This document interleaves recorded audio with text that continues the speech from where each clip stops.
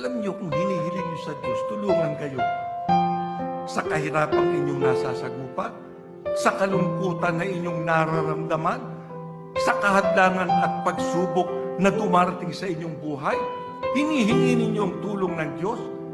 Hilingin din natin ang tulong ng Diyos, makapamalagi tayo sa ano? Sa pagsamba. Ano sabi ng lingkod ng Diyos? Para daw siya magtagumpay, ano raw ang kanyang gagawin? Ang sabi sa atin ng Biblia, aking ihahandog ang aking hain sa kanyang templo. Ano yung hain na yun, mga kapatid? Yung ating ginagawang mga paghahandog sa Diyos sa panahon ng ating mga pagsamba.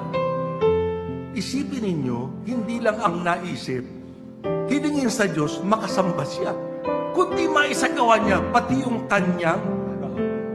Kaya ganyan ang mga tunay na lingkod ng Diyos. Lalo na't nahaharap sila sa problema, lalo na't nahaharap sila sa mga pagsubok, gaano man kabigat ang mga suliranin, gaano man katindi ang mga bagabag na kanilang nasasagupa, kahit na ito ay kahirapan, kahit na ito ay kalamidad, hindi sila titigil sa pagsamba, hindi sila titigil sa paghahantog, sapagkat alam nila, ang Diyos nila ay mapagtitiwalaan nila, hindi siya pababayaan. Tutulungan sila para makalampas sa lahat ng sasasagupa nilang yun. Alam niyo, kung hinihiling niyo sa